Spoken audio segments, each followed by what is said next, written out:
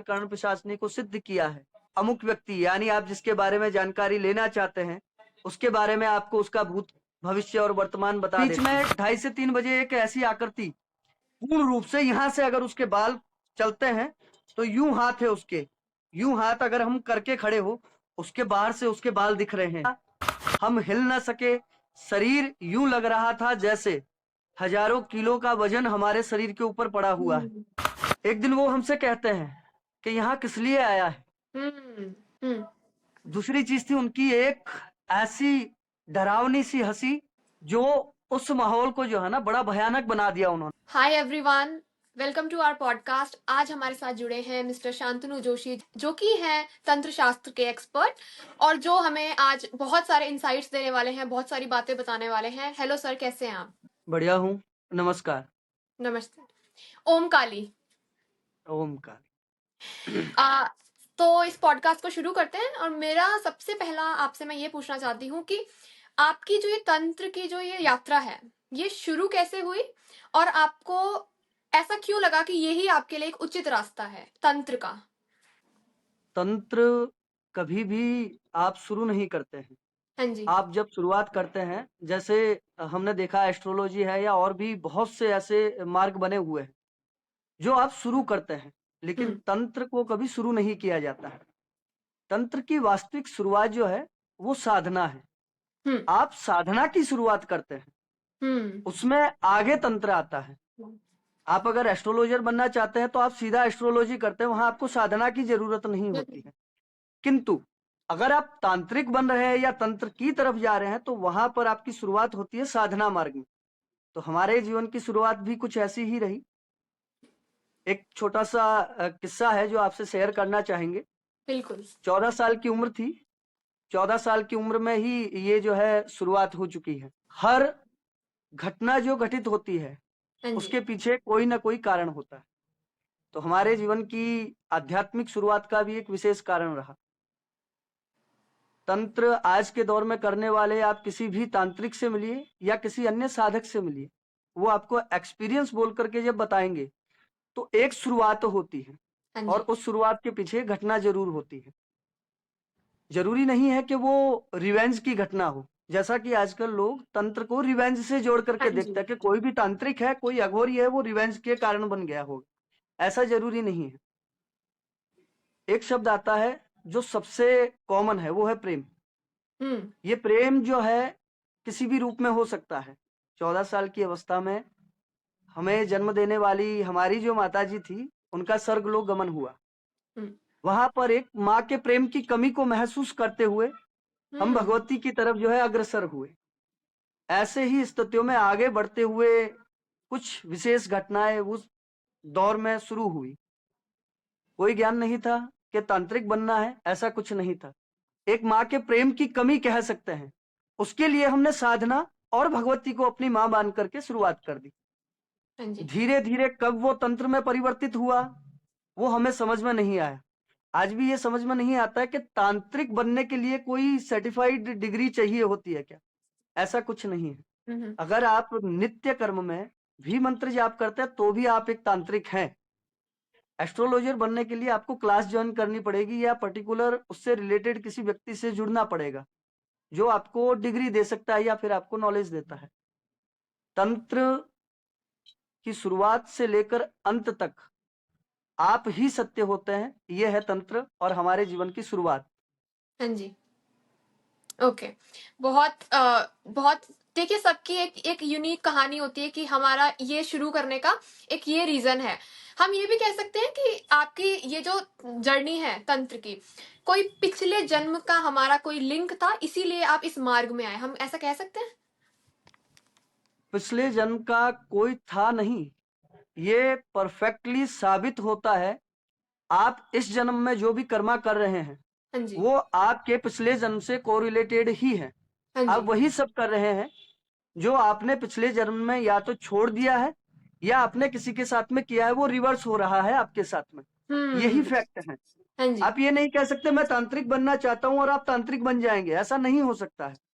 वो पहले से निर्धारित है, इसीलिए आपके जीवन में घटनाएं वैसी घटित होंगी कि एट लास्ट आपके उपाधि जो है वो तांत्रिक की लग जाएगी। हम्म। हाँ जी, हाँ जी। शायद हमने पिछले जन्म में कोई काम ऐसे अधूरा, हमारा वो अधूरा हो पाया, इस जन्म में हम वो पूरा कर रहे हैं, बट हम उसी से रिलेटेड पूरा करेंगे। ये नहीं कि हमने एक नया ही चीज़ इस जन्म में शुरू कर दी है। देखिए, इसका आपको जवाब जो आजकल कॉमन वे में चलता है, हर कोई जिसकी तरफ अग्रसर होता है, वो है एस्ट्रोलॉजी। हुँ, हर कोई अपनी कुंडली का प्रिडिक्शन करवाता है। हुँ। आपने भी सुना होगा कि मंगल नीच का है, शुक्र हाँ पीड़ित है, जी, ऐसे शब्द हमें सुनने को मिलते हैं। हाँ जी। ये क्यों हुआ? जबकि ये स्पष्ट है कि कुंडली हमारे जन्म के साथ में ही बन जाती है। हाँ जी। तो फिर वो कर्मा अलाइनमेंट आया कहाँ से? कहाँ से? वो मंगल नीच का हुआ क्यों? ये लॉजिक होना चाहिए। मंगल नीच का है, ये सब बता रहे हैं, वो नीच का हुआ क्यों आपकी हाँ कुंडली में, जी। ये लॉजिक है। तो यहाँ पर ये साबित होता है, मंगल के लिए आपने सुना होगा, अगर किसी की कुंडली में मंगल डिस्टर्ब है, हुँ, देन उसकी भाई से उसकी नहीं बनेगी, भूमि से संबंधित उसको लाभ नहीं होगा। ये हुँ, एस्ट्रोलॉजिकल पॉइंट ऑफ व्यू हुँ, है। हुँ, अब यहाँ पर कर्मा की बात करते हैं। आपने अपने पास्ट लाइफ में, यानी पिछले जन्म में, अपने भाई को मे भी हो सकता है कि कष्ट दिया हो, आपने हुँ। किसी की भूमि का हरण किया हो, इसलिए आपके इस जीवन में आपकी कुंडली का मंगल डिस्टर्ब है। हाँ अब जी। यहाँ आप उसका उपचार कर रहे हैं। आप उपचार क्या कर रहे हैं? आपको अभी भी अपना कर्मा अलाइनमेंट सुधारना है। इस जीवन में आप वो चीजें न करें। कुंडली इसलिए है कि आपने पहले भी ये किया, इसके लिए आपको वापस आना पड़ा है। हाँ जी। आप उस कर्मा अलाइनमेंट को सुधार लीजिए ताकि जीवन मरण से मुक्ति मिल सके। हाँ जी। हुँ। बहुत अच्छे से आपने ये चीज़ एक्सप्लेन करी है। हमारे दर्शक भी ये चीज़ जानना चाहते हैं, जैसे हम तंत्र वर्ड को सुनते हैं, तंत्र, तो हम्म। अब एक डर आ जाता है, पता नहीं क्यों? एक एक इमेज बनी हुई है, तो आप प्लीज़ एक्सप्लेन करेंगे कि तंत्र होता क्या है? ताकि हमें रियल एक इमेज पता लग पाए तंत्र की। देखिए, पहला आप जो शब्द यूज कर रहे हैं, डर, हाँ जी। मैं एक चीज यहाँ पर स्पष्ट करना चाहूंगा। डर किस चीज का है? जिसको आज हम कह रहे हैं ना, नेगेटिविटी। हाँ जी। लोग उन चीजों से डरते हैं जिनके ऊपर उनका काबू नहीं है। हुँ। अगर आपके सामने शेर आ जाए तो वो आपके लिए क्या है? नेगेटिव है। हाँ जी। यही अगर हम देखते हैं कि अरब कंट्री में वो शेर को भी पाल रहे हैं, हाँ जी। तो लोग तंत्र से डर क्यों रहे हैं? क्योंकि उनको नॉलेज ही नहीं है कि वास्तविकता में तंत्र है क्या। हाँ जी।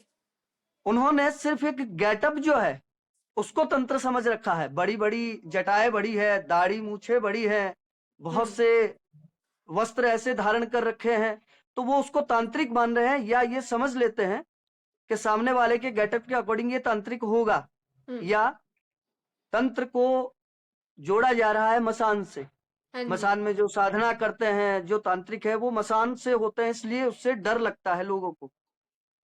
मैं ये कह सकता हूं कि वो तंत्र नहीं है, हुँ। वो पार्ट ऑफ तंत्रा है। तंत्र की परिभाषा अगर आप समझना चाहते हैं, तो हर कोई व्यक्ति अपने आप में एक तांत्रिक है। आप अपने डेली रूटीन में भी तंत्र ही करते हैं। हुँ। आपको प्यास लगी है, हाँ आप जी। क्या करेंगे? दो चीजें हो रही है। आपको प्यास लगेगी, आप गिलास उठाएंगे और पानी पिएंगे। आपने एक चीज को क्लियर करने के लिए दूसरी चीज की। तंत्र एक छोटे से शब्द में पूर्ण रूप से परिभाषित है। वो है प्रकृति के 5 तत्वों का ज्ञान होना ही अपने आप में तंत्र है। हुँ। तंत्र में आप उन चीजों को कनेक्ट करते हैं एक दूसरे से, फिर नई चीज क्रिएट होती है। इसका अगर आपके व्यूवर्स के लिए समझने के लिए एक उदाहरण दे तो, या कोई पेंटर है, वो क्या करेगा? दो अलग अलग कलर्स को जॉइंट करता है, उनको जोड़ रहा है, फिर नई चीज उसके सामने, हाँ यानी जी। कि नया कलर आ जाता है। तंत्र वही है।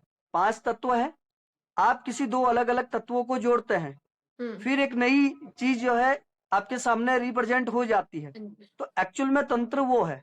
और जरूरी नहीं है कि तंत्र की किसी भी क्रिया को करने के लिए मसान में जाना अनिवार्य है। हुँ। ये लोगों की मानसिकता है, क्योंकि उन्होंने शायद सिर्फ जो चीजें देखी है उसी को सत्य माना है। हाँ जी। जब तक आप किसी चीज की गहराई में नहीं जाते हैं और आप सिर्फ और सिर्फ भेड़ चाल में चलेंगे, तो आप फॉलोवर होते हैं, हुँ। क्रिएटर नहीं होते। हाँ क्रिएटर जी। और फॉलोवर में फर्क है। तांत्रिक क्रिएटर है, हाँ जी। और जो चीजों को दोहरा रहा है वो फॉलोवर है। हम इस शब्द का प्रयोग कर सकते हैं। आप उसमें जिज्ञासु नहीं है। हाँ जी। अगर आप जिज्ञासु नहीं है तो आप डरेंगे, क्योंकि हुँ। आपको उसकी सच्चाई नहीं पता है। एक कांच की गिलास लीजिए, उसमें एसिड डालिए।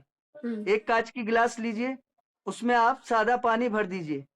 आप जब तक दोनों का परीक्षण नहीं करेंगे तो आपको बहुत भारी नुकसान भी हो सकता है, लेकिन जिस दिन आपने परीक्षण कर लिया तो आपको ये पता है कि एसिड का प्रयोग कहाँ होना चाहिए और पानी का प्रयोग कहाँ होना चाहिए। यही तंत्र है। आपको पता होना चाहिए कि कौन से अलाइनमेंट का कहाँ और किस प्रकार से प्रयोग होता है। मैं यहाँ बैठा हूँ, आप वहां बैठे हैं, मैं आपको कुछ रेमेडी ऐसी बताता हूँ जो आपके इर्द गिर्द रखी चीजों से भी आप तंत्र कर सकते हैं।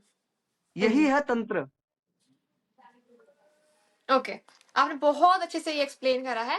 जैसे तंत्र है, वहीं पर एक सवाल और उठता है कि मंत्र क्या होते हैं, क्योंकि शायद इस मार्ग में मंत्रों का भी एक यूज है, एक स्पेस है इसके लिए भी। मंत्र और बीज मंत्र और साधारण मंत्र में क्या अंतर होता है? पहली चीज, आपने जो सवाल पूछा उसमें एक शब्द आपने प्रयोग किया है, वो है साधारण मंत्र। हाँ जी। पहला कंसेप्ट यहाँ पर ये आता है, मंत्र कभी भी साधारण नहीं हो सकता। कोई ऐसा मंत्र है ही नहीं, अगर उसके पीछे आपने मंत्र लिखा है या बोल रहे हैं तो वो साधारण है ही नहीं।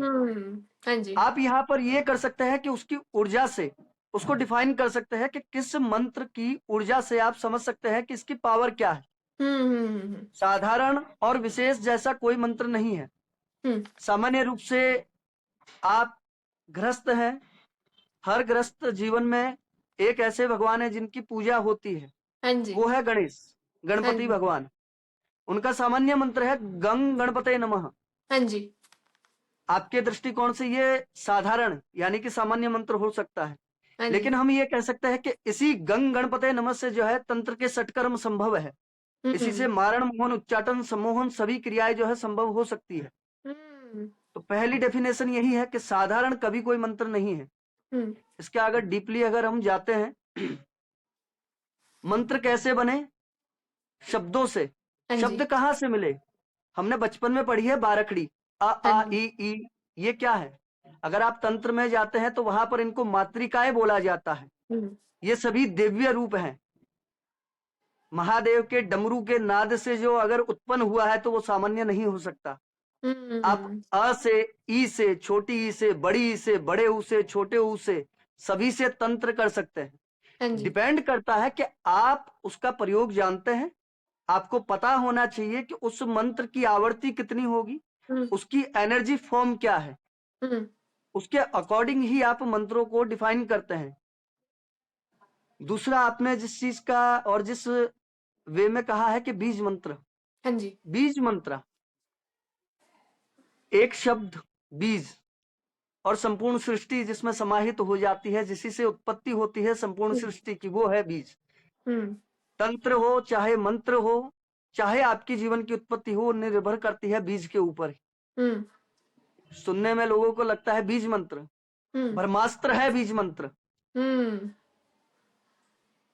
हर किसी की उत्पत्ति का कारण एक बीज है। आपको अगर मैं कहूं कि आम का वृक्ष लगाना है तो क्या आप सीधा वृक्ष लगा पाएंगे? नहीं लगा पाएंगे। आपको आम चाहिए तो उसके लिए आपको पहले बीज रोपना पड़ेगा। हाँ जी। जब तक बीज नहीं होगा तब तक सृष्टि में किसी चीज की उत्पत्ति संभव नहीं है। हाँ जी। तो बीज मंत्र वो ताकत है जो आपकी ऊर्जा, मंत्रों की ऊर्जा, देवी देवताओं की ऊर्जा और संपूर्ण सृष्टि की ऊर्जा का कारक है। बीज मंत्र ही जो है मूल, और ब्रह्मास्त्र बीज मंत्र ही होता है। जैसे कोई जैसे हम हैं, कोई नॉर्मल इंसान है जो जो साधना नहीं कर रहा है, क्या वो बीज मंत्र का उच्चारण कर सकता है? बीज मंत्र का उच्चारण करने के लिए आपका पहले तो ये शब्द इसलिए आ रहा है क्योंकि हम सुनते आते हैं, आजकल जो है सोशल मीडिया के दौर में भी ये चल रहा है कि बिना गुरु सानिध्य के साधना नहीं करनी चाहिए। हाँ जी। तो यहाँ पर ये आता है कि बीज मंत्र करने में किसी प्रकार का कोई हर्ज नहीं है, लेकिन अगर आप उसको विशेष क्रिया के लिए या विशेष रूप से प्रयोगात्मक रूप से करते हैं तो आपको नहीं करना चाहिए। सिर्फ अगर आप अपने ईश्वर की, इष्ट की कृपा प्राप्ति के लिए, उससे स्नेह और उसके आशीर्वाद के लिए अगर बीज मंत्रों का जाप करते हैं तो वहां आपको बीज मंत्र करने से कोई नहीं रोक सकता। क्योंकि उसका लॉजिक अगर हम समझेंगे, हम जिस सनातन धर्म से जुड़े हैं, आप भी वही हैं और मैं भी वही हूं। आपके ईश्वर भी वही हैं और मेरे ईश्वर भी वही है। हम दोनों का मूल कौन है? वही एक परमपिता है, हाँ जी। जिसको हम अलग अलग नामों से जानते हैं। आप महादेव को पूछते होंगे, मैं काली को मानता हूं, लेकिन जो उसका है उसके ऊपर आपका जितना अधिकार है, मेरा उतना है, और संपूर्ण संसार में उसने जिसको भी उत्पन्न किया उन सभी का उतना ही अधिकार है। अधिकार है। बात आ जाती है प्रयोग की। आप अगर विशेष यूज उसका कर रहे हैं, वहां पर आपको किसी ना किसी विशेष व्यक्ति की, विशेषज्ञ की, यानी कि गुरु की आवश्यकता अनिवार्य होती है। हम्म।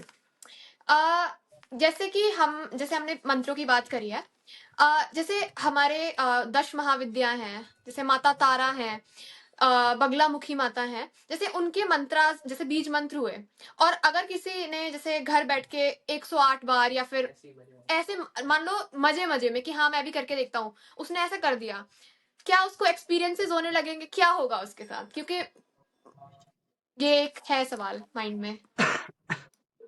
देखिए, यहाँ पर ये चीज लागू हो जाती है कि अगर आप पढ़ने बैठते हैं, चाहे वो मजाक मजाक में पढ़ने बैठे, चाहे सीरियस होकर के पढ़ने बैठे, हाँ अगर जी। आप अपनी बुक को 1 घंटे का समय देंगे तो जरूरी नहीं है कि आप मास्टर बन जाएंगे, बट उसमें से कंचित मात्र भी हो आपके दिमाग में सदैव जो है अनकॉन्शियस माइंड में स्टोर हो जाता है। हाँ तो जी। हाँ वैसे जी। ही मंत्रा होते हैं। हम्म। एक पार्ट ऑलवेज ऊर्जा का जो है आपके साथ में कनेक्ट होता जाता है। आप चाहे हम्म। मजे में करो, चाहे आप सीरियस होकर के पूर्ण विधि के साथ में करो। मंत्र कोई ऐसी चीज नहीं है जो आपको बाहर से ला करके कुछ देने वाले हैं। हाँ जी। आप जब मंत्र का उच्चारण करते हैं तो आपके अंदर की ऊर्जा जो है, हम्म। अभी हम वार्ता कर रहे हैं, मैं जो बोल रहा हूं उससे एक ध्वनि जो है प्रोड्यूस हो रही है। हाँ जी। हर एक मंत्र की अलग जो है ध्वनि बनती है। प्रोनाउंसिएशन जो हम करते हैं उससे, एक उच्चारण से जो है आपके सरफेस से मेरे सरफेस तक एक जो है लेवल बनेगा, हाँ जी। तरंगे चलेंगी, वो विद्युत की तरंगे बनती हैं, उसके माध्यम से हर चीज जो है एक्टिव होती है। अब आप सामान्य रूप से कर रहे हैं, आप बोल रहे हैं मैंने तो मजाक मजाक में किया, ये मजाक में करने वाली चीजें नहीं है। हाँ जी। आप, ये वही बात हो गई कि आप अगर पिस्टल उठा करके किसी की तरफ इशारा कर रहे हैं, आप कहते हैं मैंने तो यूं ही जो है फायर कर यूं ही दिया कर, मजाक मजाक में। तो तो उसके मंत्र जो इफेक्ट्स है क्या मजाक हैं? के लिए नहीं होते हैं। हाँ जी, तो वही कि उसके इफेक्ट्स क्या, अगर किसी ने मजे मजे में मान लीजिए जैसे कि महाविद्या जो हमारी माता है, उनके मंत्र बस मजे मजे में कर दिए, उसको क्या प्रभाव उसको देखने को मिलेगा? क्या उसको एक्सपीरियंसेस होने लगेंगे? डर लगने लगेगा? माताओं का मतलब क्या होने लगेगा उसके साथ? देखिए, अगर विशेष रूप से हम जहां पर 10 महाविद्या की बात करते हैं, हाँ जी। तो 10 महाविद्या का अलग से नाम क्यों आता है? हम्म। 10 महाविद्या का मतलब यही है कि वो विशेष ऊर्जा और ताकत रखती है अपने आप हाँ में। जी। प्रत्येक भगवती का अपना एक कर्म निर्धारित हुआ है। कोई जो है भूतों पर राज करने वाली है, कोई शत्रुओं का संहार करने वाली है। हाँ जी। तो इसका लॉजिक क्या है? हर भगवती के पीछे की उसका एनर्जी सोर्स जो है वो डिफरेंट है। हम्म। अब आप जिस प्रकार का, चाहे वो तारा है, चाहे वो बगला है, चाहे वो छिन्नमस्ता है, चाहे धूमावती है, हाँ आप जी। किसी का भी मूल मंत्र करते हैं चाहे बीज मंत्र करते हैं, इवेंचुअली आपके अंदर उससे रिलेटेड, उस भगवती की जिस प्रकार की एनर्जी है उससे ही रिलेटेड एनर्जी आपके अंदर जो है उत्पन्न होना प्रारंभ हो जाती है। वो हम्म। एनर्जी आपके अंदर उत्पन्न होती है। हाँ जी। ये वैसा ही है। आप अगर कोई टीवी में मूवी देखते हैं, फाइट सीन आता है, आपके हाँ अंदर जी। अचानक से ये आ जाता है मैं लड़ूंगा, मैं मार हाँ देता जी। हूं। हाँ जी। हाँ जी। तो ये कहाँ हुआ? अब वहां नहीं है, ना ही वो आपके सामने आ रहे हैं, ये आपके अंदर होता है। हम्म। तो जब आप कोई भी मंत्र करते हैं तो आपकी ही एनर्जी वैसी बनती है। आप महादेव के भजन सुनते हैं, आप आनंद में चले जाते हैं। हाँ जी। हाँ जी।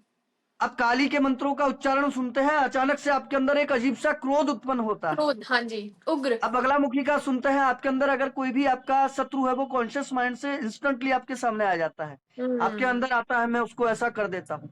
ये क्या है? ये एनर्जी फॉर्म है। हाँ तो जी। इसका साइड इफेक्ट क्या होगा? आप अगर एक गृहस्थ हैं, आप सामान्य जीवन जीने वाले व्यक्ति हैं, आपकी क्रियाएं और आपकी दिनचर्या, दैनिक रूटीन जो है वैसी नहीं है कि आप उन ऊर्जाओं को जो है समझ पाए हाँ या जी। उनके साथ में कंटिन्यू कर पाए। हाँ जी।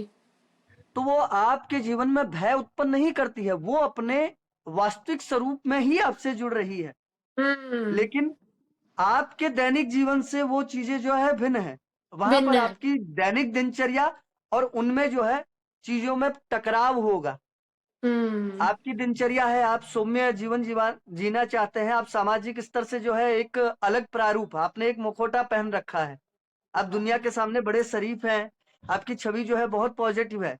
लेकिन जैसे ही वो एनर्जी आपसे जुड़ेंगी, आप क्रोध में रहेंगे, आप सभी से जुदा हो जाते हैं, आप जो है अलग अलग रहना शुरू करते हैं, हाँ वो जी। समाज पसंद नहीं करेगा।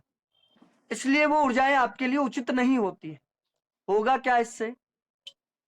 आप कोई भी मंत्र करेंगे, आपको उससे प्रिडिक्शन मिलेगा। प्रिडिक्शन यानी आपको बहुत सी चीजों की अनुभूतियां होंगी, आपके शरीर में बहुत से चेंजेज आएंगे, आप उनको जो है महसूस भी कर पाएंगे।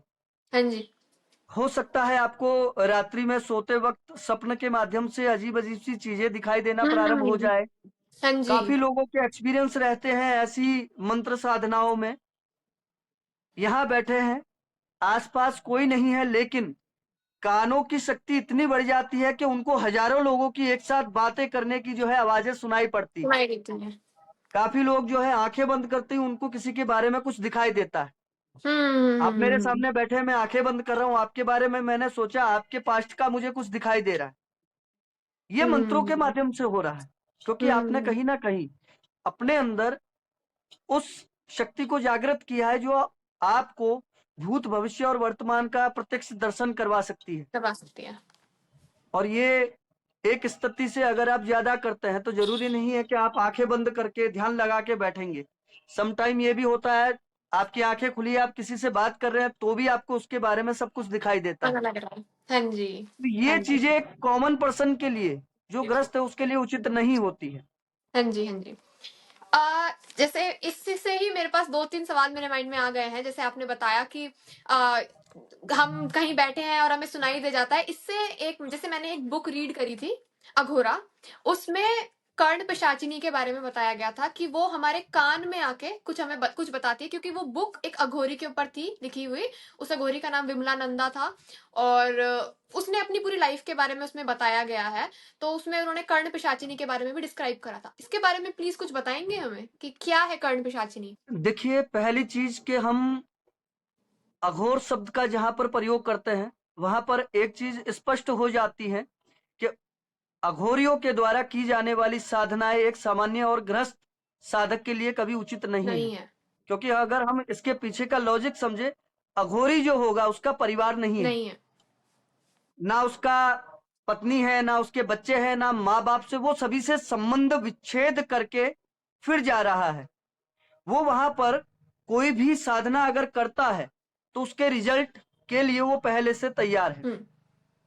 मेरा ये पहले बोलने का औचित्य यही है क्योंकि आपने एक नाम लिया है कर्ण पिशाचिनी, जो अपने नाम में ही स्पष्ट हो जाती है। पिशाचिनी, भूत प्रेत पिशाच, ये ऐसी शक्तियां हैं जो तत्वों के माध्यम से बनती है, जिनका शास्त्रों में पूर्ण रूप से विधान भी है। उनकी ऊर्जाओं के बारे में आपको हर प्रकार से डेफिनेशन मिल जाती है। कर्ण पिशाचिनी की अगर हम बात करेंगे तो ये एक ऐसी शक्ति बताई जाती है, जब एक निमित्त समय तक किसी विशेष व्यक्ति के सानिध्य में, अगर इसकी सानिध्य के बाद में साधना करते हैं, उसकी विशेष विधि है, उस पर चलकर आपने अगर कर्ण पिशाचिनी को सिद्ध किया है, जो आपने भी कहा कि वो कान में आकर के अमुक व्यक्ति, यानी आप जिसके बारे में जानकारी लेना चाहते हैं, उसके बारे में आपको उसका भूत भविष्य और वर्तमान बता देती है। ये चीजें होती है, लेकिन ट्रेंड में जो होता है नाम उसी का आता है। तो कर्ण पिशाचिनी जो है ट्रेंड में है। मैं ट्रेंड शब्द इसलिए यूज करता हूं क्योंकि इन क्रियाओं के लिए क्या मात्र कर्ण पिशाचिनी ही होती है? नहीं। आपको अगर किसी का भूत भविष्य वर्तमान जानना है तो आप स्वप्नेश्वरी साधना कर सकते हैं, जिसमें आपको स्वप्न के माध्यम से किसी भी व्यक्ति के जीवन का कुछ भी पता चल सकता है। कर्ण पिशाचिनी की साधना अघोर कर्म में ही करना उचित रहता है, क्योंकि ये सात्विक तरीके से नहीं है, और ऐसी साधनाओं का बैड इफेक्ट्स जो होते हैं, यानी इनका एक बुरा चेहरा और बुरा सच जो है, वो एक सामान्य गृहस्थ साधक जो है कभी सहन नहीं हमने बहुत सी जगहों पर ये सुना है, बहुत सी पुस्तकों में आपने ये पढ़ा भी होगा, माँ के रूप में, बहन के रूप में और पत्नी के रूप में इन शक्तियों को सिद्ध और साधा जाता है। तो हाँ कर्ण जी, मैंने पिशाचिनी एक बुक ऐसी में। ताकत है। कर्ण पिशाचिनी, पहला तो आप ये समझिए कि पिशाचिनी शब्द जहां आता है तो वो सात्विक नहीं हो सकती।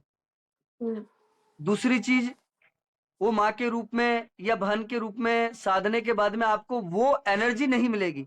तो यहाँ पर अघोरी उसको एक अलग रूप में सिद्ध करते हैं।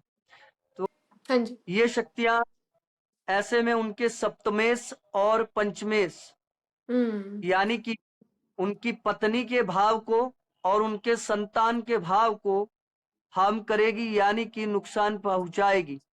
ये 1000% गारंटी के साथ में कह सकते हैं। और रही बात कि अगर आपको किसी का भी भूत भविष्य वर्तमान जानना है तो उसके लिए जरूरी नहीं है कि आपको कर्ण पिशाचिनी जैसी ही साधनाएं करनी पड़े। ये भ्रांति है और भ्रम है, और ये शॉर्टकट तरीका है। हम्म। क्या आप ये कह सकते हैं कि आप ज्ञान की अधिष्ठात्री देवी सरस्वती जिनको कहा जाता है, उनके हम्म। माध्यम से आप ये चीजें नहीं कर सकते? हम्म। महादेव जिनके पास में 3 नेत्र बताए जाते हैं, त्रिकाल दृष्टि, हाँ जी। तीसरा नेत्र किस लिए है? त्रिकाल दृष्टि। अगर कोई महादेव का परम भक्त है, उनके विशेष मंत्रों की साधना करता है, तो वो भी ये चीजें और ये कर्म जो है कर सकता है। हाँ जी। हाँ तो जी। यहाँ पर सिद्ध ये होता है कि अगर आपको शॉर्टकट चाहिए तो आपको भुगतान भी करना पड़ेगा। जैसे आपने भुगतान वर्ड का यूज करा है, तो मैंने जितना पढ़ा है मुझे ये पता लगा था कि जैसे कर्ण पिशाचिनी अगर किसी ने सिद्ध करी है या फिर बुलाई है साधनाओं से, तो वो उसका पीछा नहीं छोड़ेगी, या तो उसको वो पिशाचिनी किसी और को देनी पड़ेगी, कि मतलब वरना वो उसका पीछा नहीं छोड़ेगी, वो मरने तक भी नहीं, मरने के बाद भी वो उसकी आत्मा को। या इस भुगतान के बारे में बताइए कि क्या हमें जो है इसके बैड इफेक्ट्स देखने को मिलेंगे। अब आपने अपने फायदे के लिए हाँ जी। उनको हाँ जी। विशेष मंत्रों के माध्यम से जो है बाधित करके बिठाया है। बिठाया है। हाँ जी। हाँ जी। हाँ जी। आप शेर को रस्सी से बांध करके रख लेते हैं, हाँ जी। लेकिन जिस दिन छूटा वो, उस दिन शायद वो आपका आखिरी दिन होगा। हाँ जी। हाँ जी। तो अगर एक शेर जिनको आप काबू कर सकते हैं, और ये पिशाचिनी, यक्षिणी, भूत प्रेत, ब्रह्म राक्षस, ऐसी हाँ जी। एंटिटी जो हैं, जो ताकते हैं, वो मंत्रों से बंद जरूर जाएगी, लेकिन जिस दिन इनका मौका आया, ये आपको नहीं छोड़ने वाली। इसीलिए ऐसी किसी भी साधना करने वाले साधक का अंत सदैव बुरा होता है। ये हम्म। ताकतें अंत में आपको अपनी टोली में जरूर शामिल करती है। अगर आपने भूतों ओ। की साधना करके भूतों को हाँ सिद्ध हाँ किया हाँ। है, हाँ जी। तो हाँ ये जी। स्पष्ट है कि मृत्यु के बाद आप भूतों की टीम में शामिल होने वाले हैं। यानी कि हम्म। मोक्षा अगर आप चाहते हैं तो वो आपको कभी नहीं मिलने वाला। इससे एक बहुत अच्छा मेरे माइंड में सवाल आया है। जैसे अघोरी, जैसे ये साधना अघोरीज करते हैं, ठीक है, तो एक पहला तो ये सवाल है कि इसका ना एंड गोल क्या है, ठीक है, और अगर एंड गोल मोक्ष है, तो अगर उसने वो साधना, जैसे इनकी साधनाओं में, अघोरी की साधना में स्वप्नेश्वरी है या पिशाचिनी है, अगर वो करके वो भूत ही बनने वाला है या पिशाचिनी ही बनने वाला है, तो फिर वो मोक्ष का तो वो वही खत्म हो जाता है, क्योंकि शायद लोगों से ज्यादा ज्ञान अघोरी के पास है, उसे पता है कि वो क्या कर रहा है। अगर उसे पता है कि कुछ बुरा ही होने वाला है, वो मोक्ष तक नहीं पहुंच पाएगा, तो फिर सिद्धि क्यों करे वो उनकी। इसका जवाब प्लीज मुझे दीजिए आप। अगर अघोरी मोक्ष के लिए ये सब करते हैं, तो फिर ऐसी ऊर्जाओं को वो ग्रहण क्यों करते हैं? हाँ जी। नए रूप से अगर कोई साधक अघोर कर्म में आता है, तो सबसे बड़ी विडंबना ये है कि अगर आप साधना करते हैं तो उसके लिए भी शुरुआती स्तर में बहुत सी ऐसी क्रियाएं होती है जिसमें आपको अर्थ की जरूरत पड़ती है। हम्म। वहां जो भोग, जो भेंट, जो चीजें प्रयोग होती हैं, उसके लिए आपको अर्थ यानी पैसे की या उन चीजों की जरूरत पड़ती है। हाँ जी। तो वहां पर ये चीज आ जाती है कि जो आप शक्तियां अर्जन कर रहे हैं, वो मात्र एक लिमिटेड टाइम तक आप उनका प्रयोग करते हैं। हम्म। ऐसा नहीं है कि अघोरी ने करण पिशाचिनी सिद्ध की या ऐसी ही उससे भी पावरफुल किसी शक्ति को जो है जागृत किया है, तो क्या वो उसको लाइफ टाइम रखता है? नहीं। आपने सुना होगा गुरु से ऊर्जा ट्रांसफर हुई। ऊर्जा ट्रांसफर क्या है? आजकल तो शिविर लग रहा है, एक व्यक्ति ऑनलाइन बैठा है, वो हजारों लोगों को जो है एनर्जी ट्रांसफर कर रहा है। हाँ जी। ऐसा नहीं होता है। गुरु के पास में भी अगर 10 शिष्य है, 10 में से एक ही पात्र होगा जिसको वो अपनी ऊर्जा जो है ट्रांसफर करता है। हाँ जी। जो आपने अपने सवाल का जवाब खुद ही दिया था कि हमने सुना है कि ऐसी ऊर्जाओं को, ऐसी शक्तियों को किसी को दे करके या उनको मुक्त करके जाया जाता है। हम्म।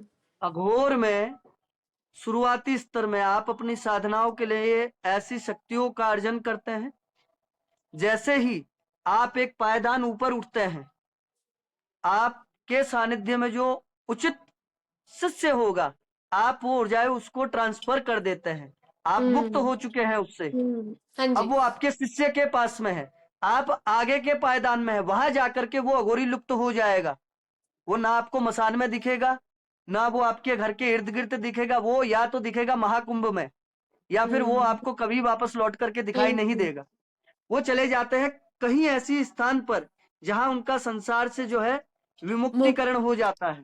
हाँ जी। हाँ जी। तो यहाँ पर ये स्पष्ट है कि किसी भी प्रकार की ऊर्जा को उत्पन्न करने के लिए जो अघोरी शुरुआत करते हैं, क्या वो साथ में लेकर के उम्र भर चलते हैं? नहीं, वो अपने योग्य शिष्य को उसको देते हैं। किस लिए?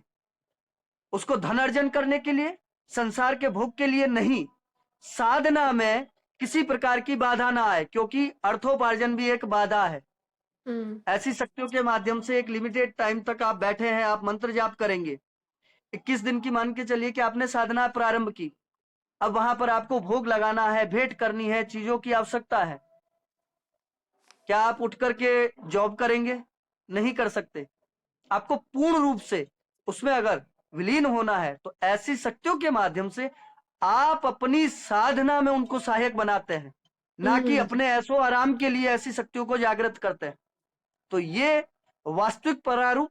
लेकिन वर्तमान में लोगों ने अपने घर, गाड़ी, बंगला, मकान की ऐसो आराम की इच्छाओं के लिए जो है कर्ण पिशाचनी ऐसी साधनाओं को जो है सिद्ध करने की इच्छाएं जाहिर करना प्रारंभ कर दिया।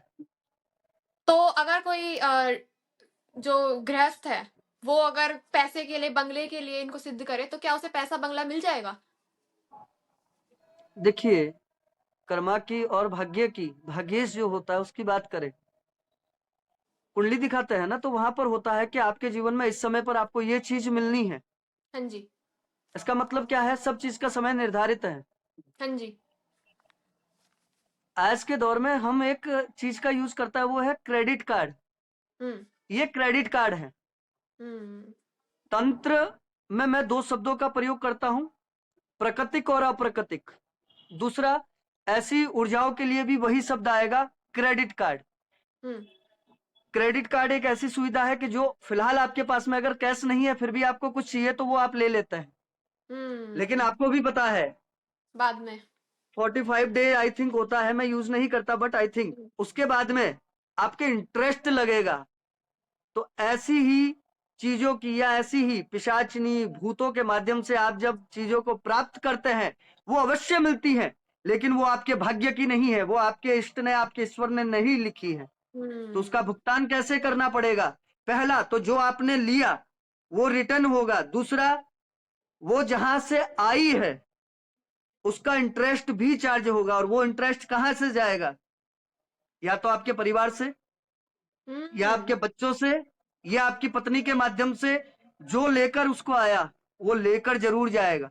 हम्म। और एक चीज, सामान्य रूप से आप अर्थोपार्जन कर रहे हैं उन शक्तियों के माध्यम से, तो सामान्य रूप से इंटरेस्ट लगेगा।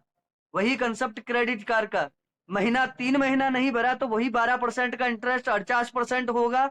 10,000 3 महीने के बाद में 40,000 भरना पड़ेगा। फिर भी नहीं भरा, कोर्ट की कार्यवाही होती है। तो वैसा सब प्रोसेस यहाँ पर भी होगा। हम्म। तो हाँ ऐसा जी। कुछ नहीं है कि आपने हाथ घुमाया, कलकत्ता से लड्डू आ गए, तो वो लड्डू कहीं से उठ करके आपके पास में आ आए रहे हैं। हैं। तो उसका भुगतान आपको अवश्य ही करना पड़ेगा। और आध्यात्मिक मार्ग में आप पैसों से भुगतान नहीं करते हैं। हाँ जी। आप हमें अपने एक्सपीरियंस के बारे में बताइए। आपका कोई एक्सपीरियंस माता काली के साथ हुआ हो, जो आप हमसे शेयर करना चाहते हैं? एक्सपीरियंस, आध्यात्मिक जीवन की शुरुआत जो हुई वो एक विशेष अनुभूति के साथ में ही हो रखी है हमारी भी। जैसा मैंने पहले भी बताया आपको, हमें जन्म देने वाली माता जी का स्वर्ग लोक गमन होने के बाद में माँ के प्रेम के लिए हम अपने घर के ही सामान्य मंदिर में बैठे, महीना 2 महीना, उसके बाद में बहुत सी चीजें हमारे साथ में घटित होनी प्रारंभ हो गई। 14-15 साल की उम्र थी, आध्यात्मिकता से ऐसा कोई वास्ता नहीं था, चीजें समझ में नहीं आई, लेकिन वो हाँ जी। रोमांचित करने वाली थी। हाँ जी। कोई आने वाला है घर पर, हम बैठे हैं, हमें पता चल रहा है क्या ये व्यक्ति, अमुक व्यक्ति जो है आ रहा है, और आधे घंटे से 1 घंटे के बाद में यही होता है कि वो व्यक्ति आता, वहां होता, ये कैसे हुआ? घर की डोरबेल बजती है, आप अंदर बैठे हैं पीछे के रूम में, डोरबेल बजती है, आप ये कहते हैं कि ये व्यक्ति है, गेट खुलता है, आपको पता चलता है कि वही व्यक्ति है जिसका आपको पता चल गया। और भी ऐसी चीजें, आपके घर परिवार में किसी के साथ में कुछ घटना घटित होने वाली है, उसके बारे में आपको पहले से पता चलना शुरू होता है। ये सामान्य सी चीजें जो है वो शुरुआती दौर में हमारे साथ में हुई। साल 2 साल गुजरने के बाद में एक विशेष घटना, जिसको शायद लोग नहीं मानते हैं, वो होता है प्रत्यक्षीकरण। यहाँ पर एक मतभेद उत्पन्न हो जाता है। लोग कहते हैं क्या प्रत्यक्षीकरण जैसे आप मुझे देख पा रहे हैं वैसा होता है? मैं कहता हूं ये वास्तविकता में होता है। क्या ध्यान में होगा, क्या वास्तविकता में होगा? होगा, वास्तविकता में होगा। लेकिन आपके जिस प्रकार के भाव उस देवी देवता के प्रति होंगे, वो उस तरीके से आपके साथ में जो है रूबरू होते हैं। मेरा घर, जहां अभी मैं नियमित रूप से बैठता हूं, अपने नित्य कर्म करता हूं, वहां अनुभूति होना प्रारंभ हो गया हमारे बचपन से। जब मंत्र साधना की उस समय, आप मान के चलिए, मेरा जो रूम है उसमें 2 गेट हैं, एक मेन बाहर की तरफ जाता है, एक गेट जो है वो हमारे आंगन, जिसको हम आंगन बोलते हैं, आंगन की तरफ जाता है। रात्रि में 2:30 से 3 बजे एक चीज विशेष वहां पर होती है जीवन में पहली बार। अभी भी बोलते हुए जो है गूजबम्स जिसको आप कहते हैं वो हो रहे हैं। वो जीवन का अनुभव हम कभी नहीं भूल सकते। काली है, काली से प्रेम है, बोलते थे, मानते थे, लेकिन जब उसका प्रत्यक्षीकरण हुआ, कितना ही बड़े आप साधक बन जाओ, आप कितना ही कह दो डर नहीं लगता, लेकिन उस समय एक भयंकर डर की उत्पत्ति हमारे भीतर हुई। क्योंकि हमारे घरों में नॉर्मली आपने देखा है गेट होता है 5.5-6 फीट की हाइट होती है, 3 से 3.5 फीट की उसकी चौड़ाई होती है। उसके बीच में 2:30 से 3 बजे एक ऐसी आकृति जो विशाल है, जिसके रंग रूप का शायद मैं चाहकर भी कभी वर्णन ना कर पाऊं। उसके बाल कुल्हों तक यूं घुंघराले, घुंघराले भी अगर एक्सप्लेन करे तो आज के लोगों को समझ में आए, मैगी जैसे आती है ना, वैसे बलखाए हुए।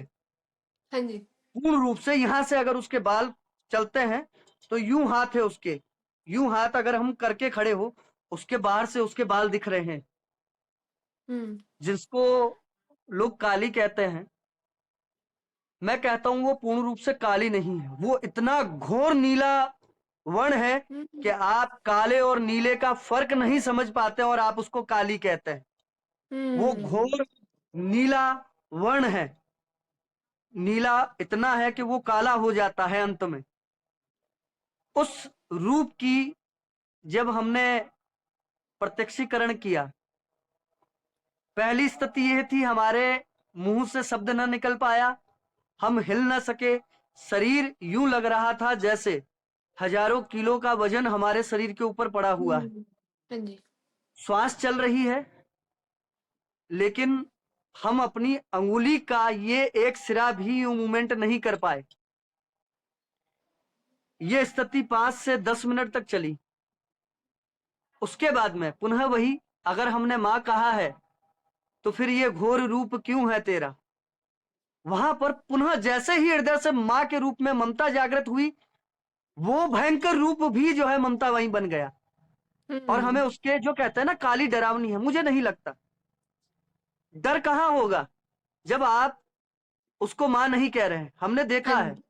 यहाँ पर एक हम बात करेंगे, ये मेरा अनुभव है जो मैंने आपको बताया, वो बहुत विशाल भयंकर प्रारूप वाली है। जीभ निकली हुई नहीं है, ऐसा कुछ नहीं है, उसकी जीभ निकली है नहीं। एक सामान्य प्रारूप, लेकिन ऐसा है जिसको आप देखकर भयभीत हो जाते हैं। वो काली है। खड़क के साथ क्या वो क्या डरावनी है? क्या बोलिए। उनके हाथ में खड़ग था और तलवार जैसे? जिन्होंने सिर्फ मूर्ति को सत्य माना है, जिन्होंने जो दिखाया जा रहा है उसको सत्य माना है, उनको हाथ में खड़ग लिया है, जीभ बाहर निकली है, खप्पर है, नहीं है, ऐसा कुछ नहीं है। क्या आप हर वक्त अभी जैसे हमसे वार्ता कर रहे हैं, क्या हर वक्त आप ऐसे ही रहते हैं सिंसियर तरीके से? आपकी एक पर्सनल लाइफ है। हाँ जी। काली कौन है? पार्वती का एक रूप है।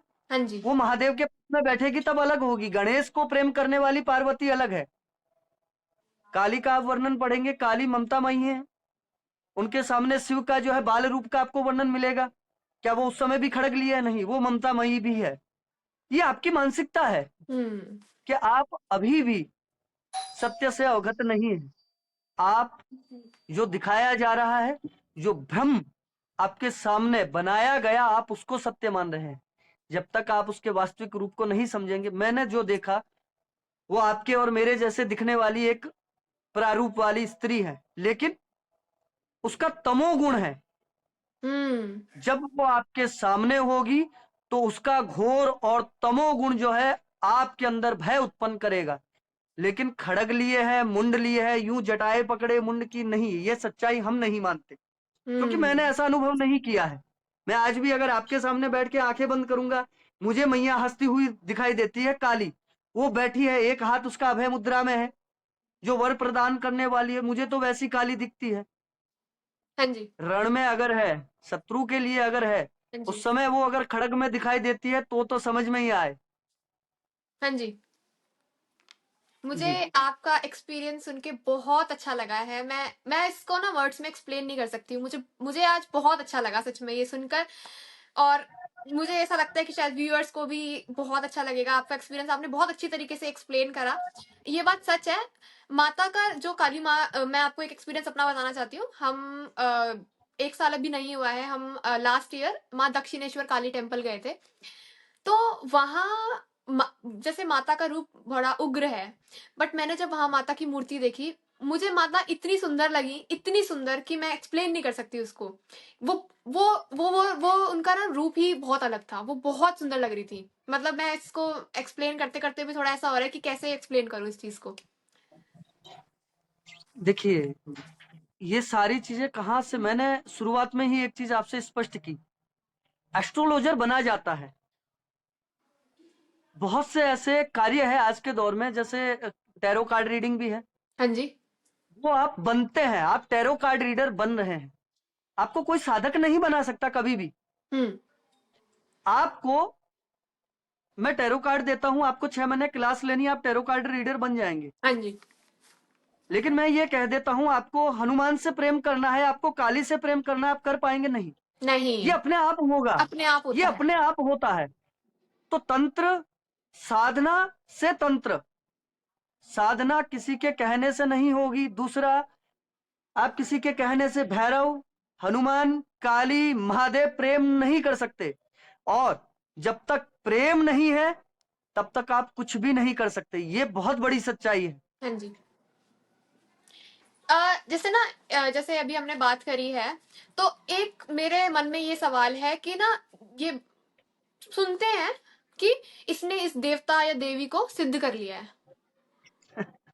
तो पहला सवाल, इसका मतलब क्या होता है? एंड दूसरा कि कोई किसी को सिद्ध क्यों करता है, कोई किसी देवी या देवता को सिद्ध क्यों करता है? देखिए, अगर हम सनातन धर्म को मानने वाले हैं तो वहां पर एक चीज स्पष्ट रूप से आती है कि हमें हमारे वेद और पुराण को मानना पड़ेगा। हम्म। और हम ये नहीं कह सकते कि उन वेदों और पुराणों में जिन जिन ऋषि मुनियों का वर्णन हमें मिलता है, हम उनसे बढ़कर ऋषि या मुनि नहीं हो पाए हैं। हाँ जी। मैंने आज तक किसी भी वेद और पुराण में यह नहीं पढ़ा है कि किसी ने भी देवी देवताओं को सिद्ध किया है, वरदान प्राप्त किया। That is a different concept. कभी ये शब्द नहीं आया किसी भी वेद और पुराण में कि उसने ब्रह्मा को सिद्ध कर दिया। ब्रह्मा को काली को सिद्ध करता है, मैंने काली को सिद्ध किया।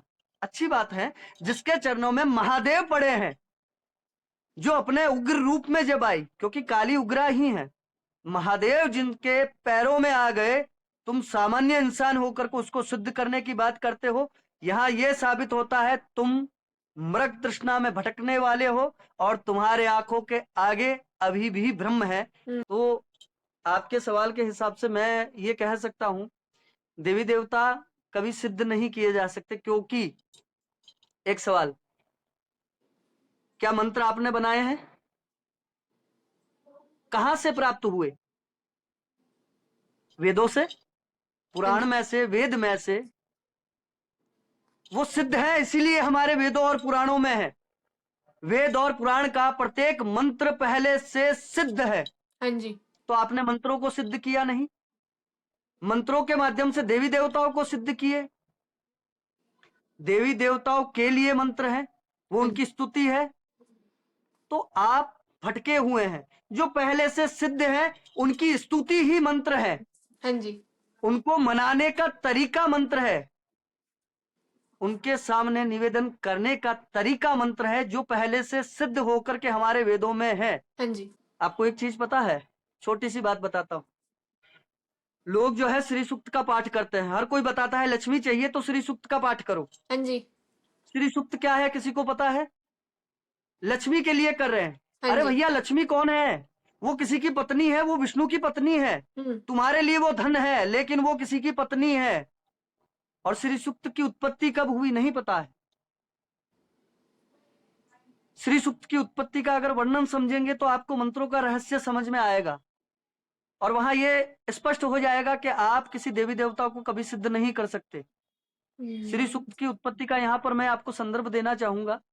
भृगु ऋषि के बारे में सबने सुना है, विष्णु भगवान की छाती पर लात मारी। हाँ जी। विष्णु भगवान ने तो उनके चरण कमलों को पोंछा, पूछा कि आपको चोट तो न लगी। लेकिन कोई पत्नी जो है अपने पति का तिरस्कार बर्दाश्त नहीं करती। ऐसे में महामाई महालक्ष्मी जो है रुष्ट होकर के चली गई। कहाँ गई? आप दक्षिण में जाओ, वहां आपको वर्णन मिलेगा कि लक्ष्मी विष्णु से रुष्ट होकर के कब गई। वहां पर विष्णु भगवान ने उनको मनाने के लिए, जैसे आजकल के लोग जो है गाने गाते हैं, विष्णु भगवान ने अपनी प्रियतमा जिसको कहेंगे उस समय की भाषा में, अपनी पत्नी को मनाने के लिए, उन्हें बुलाने के लिए श्री सूक्त गाया। तो हम क्या कर रहे हैं? लक्ष्मी को बुलाने के लिए श्री सूक्त के पाठ करते हैं। तो यहाँ स्पष्ट क्या हो रहा है? हम वो चीजें कर रहे हैं जो पहले से सिद्ध है। ना तो आप मंत्रों को सिद्ध कर सकते हैं, ना आप देवी देवताओं को सिद्ध कर सकते हैं। ये सबसे बड़ी सच्चाई है। जैसे हमने आपके इंस्टाग्राम पर देखा था। पहले तो मेरा एक सवाल आपसे ये है कि जैसे तंत्र का नाम सुन के भैरव बाबा के बारे में एक माइंड में आने लग जाता है, तो काल भैरव कौन है और इनकी उत्पत्ति कैसे हुई? पहले भैरव क्या है? हाँ जी। भैरव, जो भय से रहित है। आप भैरव की उत्पत्ति की अगर बात करेंगे तो शास्त्रोक्त मत के अनुसार अगर हम चलेंगे तो भैरव की उत्पत्ति का वर्णन आपको अलग अलग जगहों पर अलग अलग प्रकार से मिलेगा। सबसे पहली भैरव की उत्पत्ति महादेव के 5वें रूप में जो कही जाती है, भैरव महादेव का ही एक रूप है। वहां पर आपको ये वर्णन प्राप्त होगा, जब ब्रह्मा विष्णु और महेश में ये चीज उत्पन्न हुई, ये कलह उत्पन्न हो गई कि त्रिदेवों में सबसे श्रेष्ठ कौन है। वहां पर ब्रह्मा जी को अभिमान हुआ कि मैं पंचमुखा हूं। आज हम ब्रह्मा जी का जो स्वरूप देखते हैं उनमें उनके 4 मुख हैं, लेकिन वास्तविकता में अगर आप पुराणों में देखेंगे वहां पर ब्रह्मा के 5 मुखों का वर्णन मिलता है। जब ये परस्पर जो है मतभेद उत्पन्न हुआ और ब्रह्मा जी ने स्वयं को जो है सर्वश्रेष्ठ घोषित कर दिया। विष्णु भगवान को कोई लेन देन नहीं, क्योंकि वो सनातनी देव हैं, सत्व गुण के देवता हैं, वो शांत हैं। आप उनके साथ में कुछ भी कहें वो बोलेंगे अच्छा ठीक है, तुम सही हो। अब महादेव, जिनको हम सबसे शांत मानते हैं, वास्तविकता में महाकाल यानी महादेव, महादेव ही महाकाल तमोगुण के अधिष्ठात्री मृत्यु के देवता है। उनको बैठे बैठे ये लगा कि चलो ब्रह्मा जी को दिखाते हैं। उन्होंने अपनी सबसे छोटी अंगुली के माध्यम से एक वर्णन मिलेगा सबसे छोटी अंगुली के माध्यम से एक रूप की उत्पत्ति की, एक रुद्र रूप जो भैरव आया, बटुक रूप में आया। उसने आते ही अपनी सबसे छोटी अंगुली से ही ब्रह्मा के 5वें मुख को जो है उखाड़ दिया। ओके। हम्म। यहीं पर भैरव की उत्पत्ति का वर्णन मिलता है। कहीं पर आपको यह भी मिलेगा हमारे व्यूवर्स के लिए कि मतांतर में मैं नहीं जाना है, कहीं पर आपको भैरव की उत्पत्ति जो है महादेव के बालों के हाँ माध्यम से जी। भी मिलती है। आपको कहीं देखिए ये क्या है, अलग अलग पुराण या अलग अलग पुस्तकों में आपको जिसको जो संस्कृत का जो उन्होंने उच्चारण या फिर जो अपने मत के हिसाब से समझा वैसा वर्णन आपको प्राप्त होगा। यहाँ पर समझना यही है कि महादेव से ही उत्पत्ति भैरव की हुई है। ये रुद्र रूप का 5वां अवतार माने जाते हैं। हाँ जी। अब भैरव का विशेष रूप से कर्म और कार्य क्या है? भय से रहित करने वाले देवता। जब ब्रह्मा का शीश अलग किया गया, ब्रह्मा कौन? ब्राह्मण के रूप में देखे जाते हैं। ब्रह्मा से ही ब्राह्मण की उत्पत्ति बताई जाती है। और सबसे बड़ा पाप और दोष जो माना जाता है वो है ब्रह्म हत्या। तो वहां शिव के 5वें रूप यानी भैरव को जो है ब्रह्म हत्या का दोष लगा। ऐसे में उन्होंने सभी देवी देवताओं को ये कहा कि भाई हमने आपके कहने से ये पाप कर्म किया, हमें मुक्ति दिलाइए। सबने हाथ पीछे कर लिए, भैया हम ब्रह्म हत्या के दोष में आपके साथ में नहीं जुड़ सकते। महादेव ने उनसे कहा कि आप जाइए, आप चलते जाइए, एक ऐसा स्थान आपको मिलेगा जहां पर यह ब्रह्म हत्या का दोष आपसे निर्वत होगा। भैरव चलना प्रारंभ करते हैं। चलते चलते उनको रात्रि का समय हो जाता है। ऐसे में जो भैरव की समारी है, श्वान का वर्णन आता है। रात्रि में कुत्ते जो होते हैं, श्वान जो होते हैं, वो जागृत रहते हैं। भैरव जा रहे हैं वीरान में से, ब्रह्म हत्या रूपी पाप जो है उनके पीछे पीछे चल रहा है। तो चलते चलते अंत में वो पहुंचते हैं काशी, जहां हमने सभी ने सुना है भैरव के बारे में। महाकाल भैरव जो है काशी के कोतवाल। हाँ जी। अब उनको काशी का कोतवाल क्यों कहा गया? क्योंकि काशी में पहुंचते ही काशी के मुख्य द्वार पर ब्रह्म हत्या बाहर रुक गई और वहीं पर उनकी नियुक्ति हुई कि काशी के अंदर जो भी आएगा वहां ब्रह्म कुंड में स्नान करने पर ब्रह्म हत्या के पाप से भी उसको मुक्ति मिलती है। ये आपने सुना होगा। तो वहीं से काल भैरव की उत्पत्ति का भी वर्णन मिलता है। काल शब्द का लॉजिक समझना होता है। काल क्या है? और भैरव मृत्यु के भय से भी जो राहत दिलवा देता है, मृत्यु के भय से भी जो परे ले जाता है, वो है काल भैरव। किसी के विशेष रोग हैं, आज के समय में मृत्यु के समान रोग हैं, काल भैरव बाबा है ना, ये कहा जाता है। बहुत सी पौराणिक कथाओं में आपको वर्णन मिलेगा। तो मुख्य रूप से भैरव की उत्पत्ति और भैरव का कार्य और भैरव का तत्व जो है हमें यहीं पर समझने को मिलता है। जैसे आपने बताया कि काल भैरव है ना, तो ये बात बिल्कुल आपने सही कही है। हमने आपके इंस्टाग्राम पर देखा था, आपने कुछ उपाय बता रखे थे, जैसे कि अगर कोई कर्जे में है, कर्जा हटाने का, या फिर थोड़ा-सा वो मतलब धन अर्जित करना चाहता है या धन उसको लाभ हो, तो कोई क्या भैरव के कोई ऐसे उपाय हैं जो आप बता सकते हैं जनरल, जो कि लोग अगर करें तो उन्हें कुछ उपाय मतलब उन्हें कुछ फ़र्क दिखे, और वो जैसे अगर कर्जे में है तो उनके कर्जे से उनको उपाय मिले, वो मिले? देखिए, हमने अभी जो वार्ता की उसमें सबसे महत्वपूर्ण चीज आई भैरव यानी भय से मुक्ति दिलवाने वाले। अब यहाँ पर बात आती है, कर्ज आपने शब्द का प्रयोग किया है। आज के समय में सबसे बड़ी विडंबना है कर्जा। बैंक का कर्जा, बैंक के अलावा लोगों का लोकल जो है वो कर्ज है, किसी से ले रखा है, लोग उनको परेशान करते हैं समय समय पर।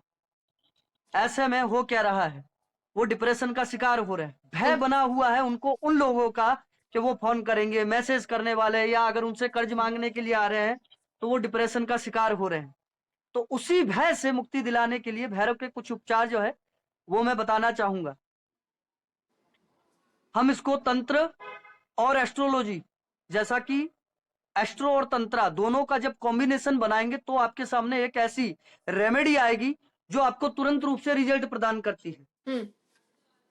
अगर किसी के ऊपर कर्ज है कोई व्यक्ति विशेष आपको कर्ज के लिए परेशान कर रहा है, पहला मैं यहाँ स्पष्ट कर दूं कि आपके पास में आपने कर्जा लिया, पैसा पड़ा है, नियत नहीं है देने की, तो ये उपचार काम नहीं करेंगे। आपने अपनी मजबूरी में किसी रोग के कारण या किसी विशेष कर्म के कारण आपने कर्जा लिया, आप सामर्थ्य में नहीं है, लेकिन आप चाहते हैं कि वो पैसा आप उतारेंगे जब आपके पास में होगा, उसके लिए ये रेमेडी काम करेगी।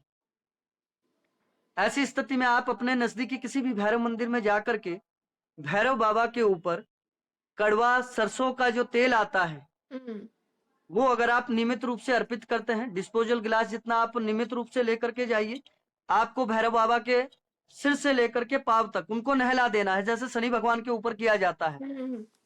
ये उपचार आप नियमित रूप से 7 दिन करेंगे, उसमें आपको परिवर्तन जो है प्राप्त हो जाएगा, श्योरली होगा। हाँ जी।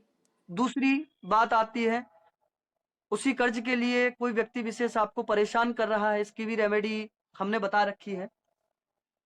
अननेसेसरी रूप से अगर कोई आपको परेशान करने वाला शत्रु है, शब्दों पर गौर रखें, अननेसेसरी रूप से, ऐसे में आप भैरव मंदिर जाकर के भैरव बाबा को 2 लौंग जो होता है वो अर्पित करे, वो व्यक्ति शांत होगा। जी। तीसरी चीज आती है कि भाई कर्जा मांगने वाले, कर्ज के लिए पैसा मांगने वाले शांत हो गए, अब कर्जा उतरेगा कैसे? हाँ जी। पैसा आएगा तभी कर्जा उतरेगा। हाँ जी। यहां पर शुरू होती है तीसरी रेमेडी।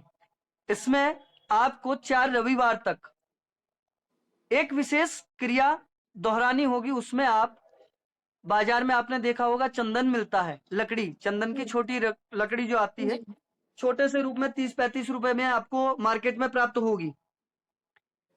उसके साथ में केसर लीजिए, एक चंदन की लकड़ी लीजिए और बीलपत्रा, क्योंकि भैरव जो है शिव के ही 5वें अवतार माने जाते हैं, भैरव को भी बीलपत्र जो है विशेष प्रिय है और इसका विशेष महत्व है।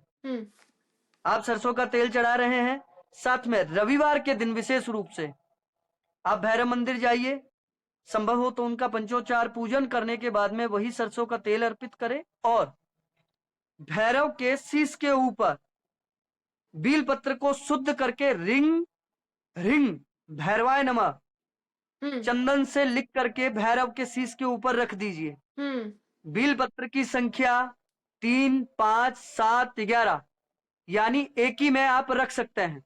उसके बाद में चंदन का जो आप लकड़ी लेकर जाते हैं वो रखिए और भैरव बाबा के मुख में जो है एक चुटकी केसर डाल करके निवेदन कीजिए। ये प्रयोग आप 1 महीने करते हैं तो उसके बाद में आपको निश्चित ही धन लाभ होगा ही होगा। तो ये कोई नॉर्मल इंसान कर सकता है? नॉर्मल अगर कर्जे में भी नहीं है, हर उसके पास किसी, धन चाहता है कि धन आए मेरे पास। देखिए ये एक ऐसा उपचार है जिसमें तंत्र और एस्ट्रोलॉजी दोनों की रेमेडी को मिक्स किया गया है।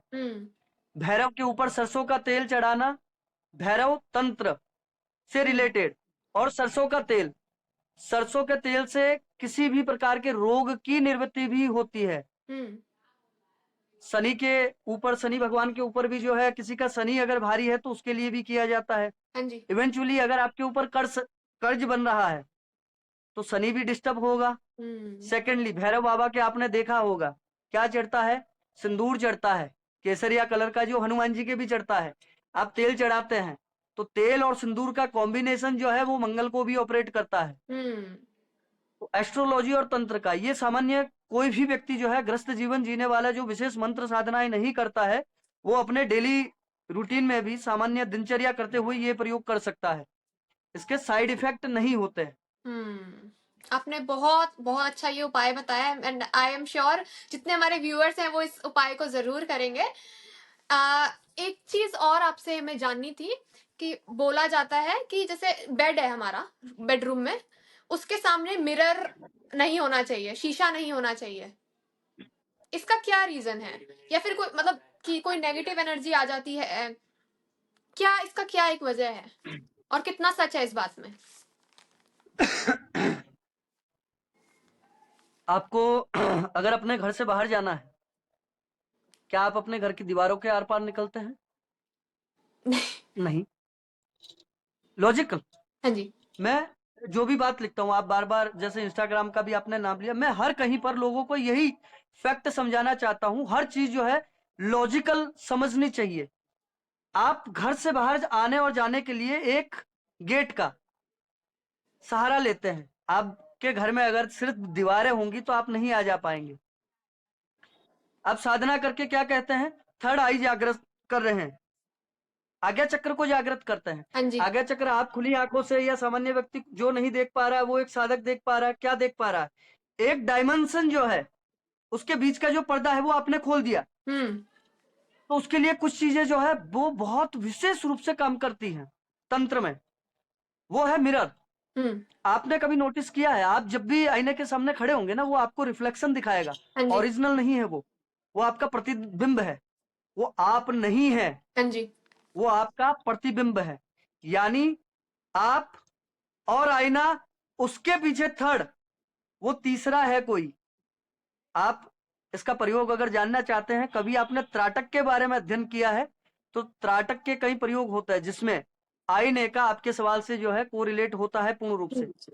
त्राटक के अंदर आप सर्वप्रथम जो है एक दीपक के माध्यम से, जो दीपक को अपनी आई कांटेक्ट में रख हाँ जी। करके जो है त्राटक करते हैं। सूर्य का त्राटक होता है, आप सूर्य को देख करके त्राटक करते हैं। और सबसे खतरनाक रूप से अगर हम बात करें तंत्र में, नॉर्मल आप कभी ट्राई करना, 15 मिनट के लिए आपको कांच के सामने खड़ा हो जाना है, मिरर के सामने। आपको सिर्फ बिना ये ब्लिंक किए हुए खुद को देखना है। आप 5 से 10 मिनट के बाद में भाग जाएंगे। आप खुद के ही प्रतिबिंब से डरेंगे। ओके। ये जो भी सुन रहा है उसके लिए प्रैक्टिकल करने वाली चीज है, करके हाँ जी। देखिए भले। मेरे को भी ये चीज पहली बार ये पता लग गया। आप 10 से 15 मिनट के लिए जो है कुछ नहीं करना है आपको। हम नॉर्मली फेस देखने के लिए, कुछ करने के लिए, बाल बनाने के लिए अगर खड़े हो रहे हैं, देन हम एक्टिविटी कर रहे हैं। आप स्थिर हैं तो कनेक्टिविटी है। साधना में आप स्थिर हैं इसीलिए कनेक्टिविटी है, थर्ड डायमेंशन से जो बन रहा है। मिरर में जैसे ही आप स्थिर हो जाएंगे, अब रात में ही क्यों आ रहा है, आप पूरे दिन घूमते रहते हैं इधर उधर, रूम में आ रहे हैं, बेड पर भी आप बैठ रहे हैं, उठ रहे हैं, रात में आप सो जाते हैं।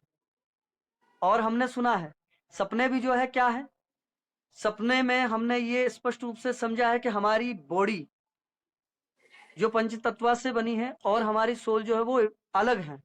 दो कंसेप्ट हैं, एक है हमारी आत्मा, एक है हमारा शरीर। जैसे ही आप सोएंगे आपकी आत्मा जागृत होगी। वो सामने लगा हुआ आईना नहीं, सिर्फ आपके अगर बेडरूम में बेड के ठीक सामने टेलीविजन भी यानी टीवी आपने लगा रखा है, रात को वो बंद है तो वो भी आपका आईने का काम कर रहा है। डायरेक्ट रिफ्लेक्शन जो है उसके अंदर जाता है, आपकी शैडो उसके अंदर बन रही है। अब एक चीज ये समझिए, मैंने जो चीज कही कि 15 मिनट के लिए आप खुद को अगर बिना किसी एक्टिविटी के आईने में देखेंगे तो आप वहां से भाग जाएंगे, दैम श्योर। आप घबराएंगे अपने ही चेहरे से। अब आप यहाँ पर सक्षम है कि आपका शरीर पर नियंत्रण है, आप वहां से हट जाएंगे। अब आपकी बॉडी जो है वो सोई हुई है, आपकी सोल जगी हुई है। हाँ जी। हाँ जी। आपका उसके ऊपर अभी कंट्रोल नहीं है। अब अगर उसका उस थर्ड डायमेंशन से जो है कांटेक्ट बन गया और वो वहां पर कैच हो गई, यानी आपकी सोल थर्ड डायमेंशन में पहुंच गई, आप उसको ला नहीं पाएंगे, या उसके साथ में अनवांटेड एनर्जी जो है वो भी आपसे कनेक्ट वापस हो आ जाएगी। जाएगी। आपने उनको निमंत्रण दिया है, यानी आपने एक पोर्टल खोल दिया है उनको बुलाने के लिए। बुलाने के लिए। अगर आपने ब्लैक मैजिक के बारे में सुना है, काला जादू, हाँ जी। काला जादू और तंत्रा दोनों डिफरेंट हैं। काले जादू में विशेष रूप से जो है मिरर का प्रयोग होता है। हाँ जी। वो किस लिए है, वो किसी थर्ड डायमेंशन की एनर्जी को जो है बुलाने के लिए बुलाने ही को। उसका प्रयोग किया जाता है। ओके। तो जैसे नेगेटिव एनर्जीज की बात हुई है, तो यहाँ पर एक कॉन्सेप्ट आता है नजर का, और ये बहुत कॉमन है, ये पूरे इंडिया में बहुत कॉमन है कि इसको नजर लग गई। आज इसने ये अच्छी लग रही थी तो इसे नजर लग गई, या शायद इसको ज्यादा सक्सेस मिल रही है तो इसे नजर लग गई। तो नजर लगना क्या है, और अगर किसी को नजर, पहली बात तो अगर किसी को नजर लगी है तो उसको क्या अपनी बॉडी में प्रभाव दिखने को मिलेगा जिससे वो पता कर सके कि उसे नजर लगी है। सेकंड, इसके उपाय क्या है अगर किसी को नजर लगी है तो। अभी सर्दी का मौसम है, हाँ जी। आप स्वेटर डालते हैं, आप मफलर डाल रहे हैं, आप कानों के ऊपर जो भी प्रोटेक्शन यूज कर रहे हैं ताकि सर्दी ना लगे। तो क्या आप अपनी बॉडी को कह रहे हैं कि मुझे सर्दी लगे, या आप अपनी बॉडी को कहते हैं कि मुझे हीट महसूस हो गर्मी में? नहीं कहते। क्या हो रहा है, वो आपकी बॉडी की ऑटोमेटिक सिस्टम जो बना ना उसमें। तो नजर लगना क्या है, साइंस भी इस चीज को मानती है कि हर व्यक्ति का अपना एक ओरा मंडल होता है।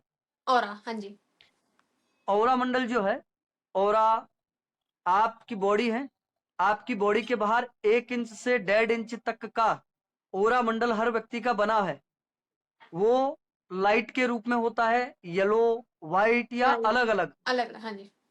आपकी सोल का भी ओरा मंडल होता है, वो डिफरेंट है। सोल ओरा मंडल डिफरेंट है। अब यहाँ पर मैं ये चीज आपको समझा देता हूँ, नजर लगना क्या है। नजर लगना पहली चीज तो यही है कि आपका ओरा मंडल इफेक्टिव होता है किसी की नेगेटिव थॉट से, क्योंकि वो तंत्र कर रहा है। तंत्र इंसेंस जो मैंने कहा कि तंत्रा विशेष क्रिया नहीं है, किसी के ओरा मंडल को अपनी थॉट प्रोसेस से जो है हिला देना या इफेक्टिव कर देना, यही तंत्रा है। तो नजर लगना भी वैसा ही एक प्रोसेस है। आपने कहा कि वो बड़ा सुंदर लग रहा है, आपने वहां पर एक मंत्र किया है, सुंदर लग रहा है, आपने वहां पर एक जो है एनर्जी उसकी तरफ एनर्जी, छोड़ी है, आपने अपने से अपनी एक ऊर्जा को उसकी तरफ चलाया है। कहते हैं ना मंत्र चलायमान होते हैं, हाँ जी। और मैंने कहा कि हर एक शब्द मंत्र है। आप ये भी कहते हैं ना कि वो बड़ा आज तो सुंदर लग रहा है, तो ये भी मंत्र है, और आप उसकी ओरा को डिस्टर्ब कर रहे हैं। ये वैसा ही है, पानी जब तक स्थिर है उसके अंदर आप फूंक भी मारते हैं ना, तो उसमें वाइब्रेशन क्रिएट हाँ जी, होगी। क्रिएट होगी। तो वो ही चीज है नजर लगना। अब यहाँ पर नजर भी अच्छी कारण से और बुरे कारण से। एक होते हैं, अगर हम अपने सामान्य लैंग्वेज की बात करेंगे, एक होता है कि अच्छे मन से बोल रहे हैं कि यार वो देखो कितना सुंदर लग रहा है, खुश हो करके। हाँ एक जी, होता है बलने वाले लोग, जलने वाले लोग, जो धन्यवाद। हम कहते हैं यू यू करते हैं, हाँ ये जी, जो नाक। अब वहां पर क्या हो रहा है, यहाँ हो रहा है मैंने प्रसन्न होकर के आपके लिए कुछ बोला है, देन वो आपको पॉजिटिव वे में भी पॉजिटिव। इफेक्ट करेगी। अब अगर मैं यूं कर करके एक्सप्रेशन चेंज करके, देन मेरी एनर्जी का सोर्स चेंज हो रहा है जो हाँ अब तक जी, आएगी, वाइब्रेशन जो क्रिएट हो रही है वो चेंज हो रही है। देन मैं आपके ओरा की तरफ जो भेज रहा हूं वो नेगेटिव वेव्स भेज रहा हूं, देन वहां पर उसका प्रभाव कैसे महसूस होगा, आपकी बॉडी पर उसका इफेक्ट क्या होगा। अगर वो बुरी नजर लगी है, अच्छी नजर कभी नहीं लगती। कहते हैं ना कि माँ की कभी प्रेम की नजर नहीं लगती, या प्रेम करने वालों की कभी नजर नहीं लगती, हाँ तारीफ तो जी, वो भी कर रहे हैं। करते हैं। एक होता है सामने तो बोल रहे बड़ा सुंदर लग रहा है, अंदर उनके कुछ अंदर और कुछ चल और रहा है। होता है, वो है बुरी नजर। अब बुरी नजर का आपको इफेक्ट कहाँ लगेगा, जैसे ही आपका ओरा मंडल डिस्टर्ब होगा ना, आपके शरीर में बहुत से परिवर्तन आएंगे, हाँ जी। आपको अंदर से अजीब सी घुटन महसूस होगी, हम्म।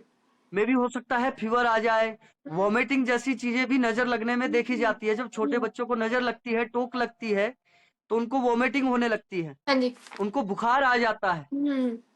ये क्या हो रहा है, वो एक एनर्जी से ओरा मंडल डिस्टर्ब होने के डिस्टर्ब। कारण। अब सामने वाले की मेंटेलिटी कैसी है उसके अकॉर्डिंग जो है आपका ओरा मंडल डिस्टर्ब होता है, तो ये नजर ऐसे लग जाती है, और उसका इफेक्ट इस प्रकार से आपको नजर आएगा। हाँ जी।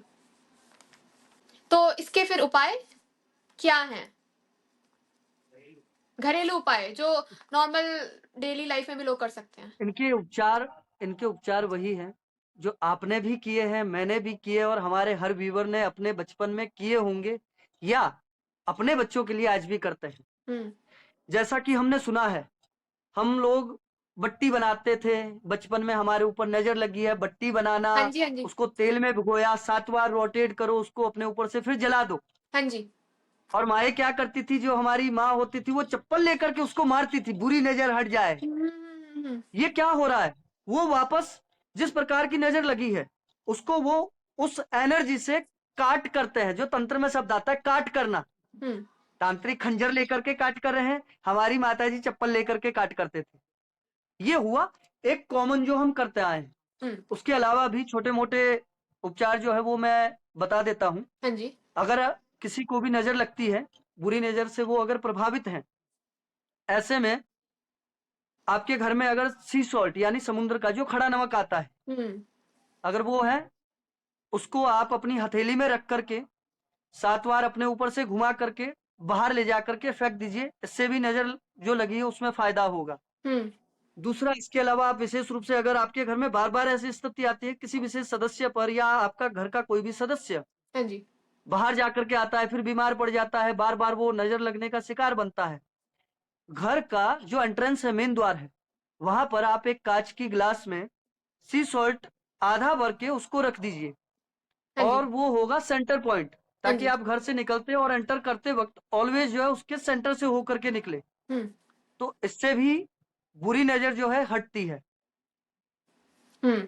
अच्छा। तो अब एक लास्ट क्वेश्चन की ओर बढ़ते हैं, और लास्ट क्वेश्चन मेरा ये है कि जैसे हमने थोड़ी देर पहले अघोरी की बात करी थी, तो क्या आप कभी किसी अघोरी से मिले हैं?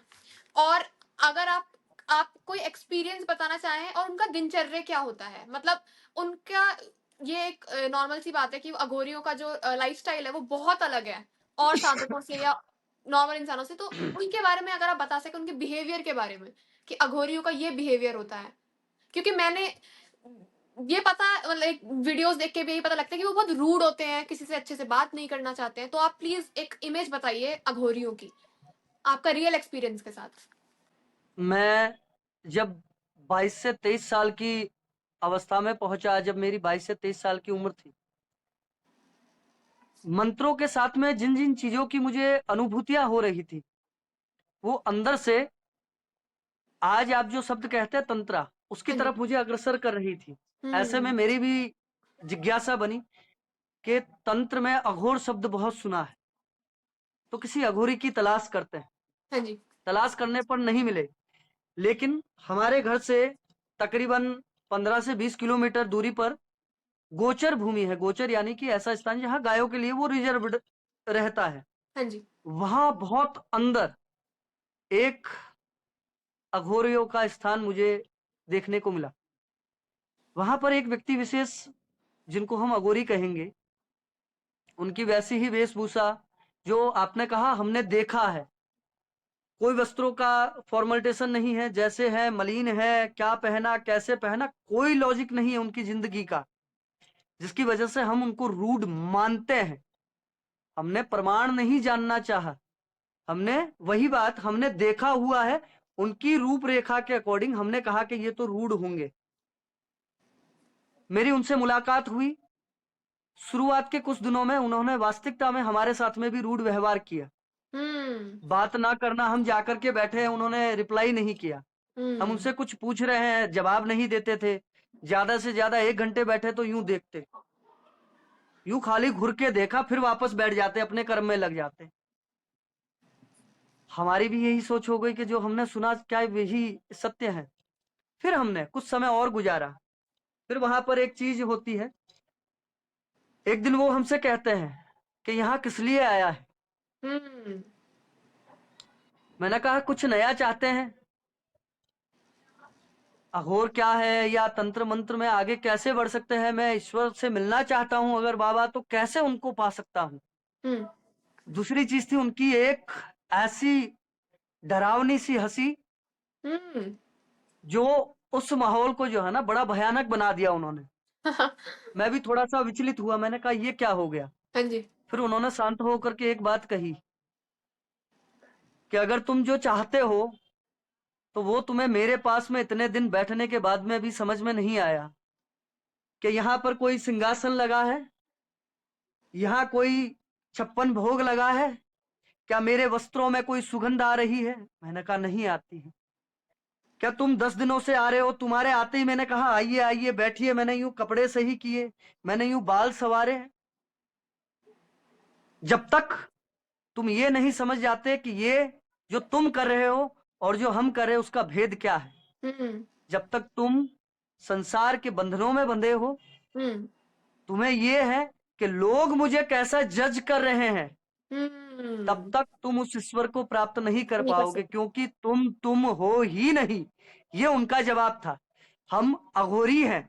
अघोरी मतलब अघोर। और घोर क्या है?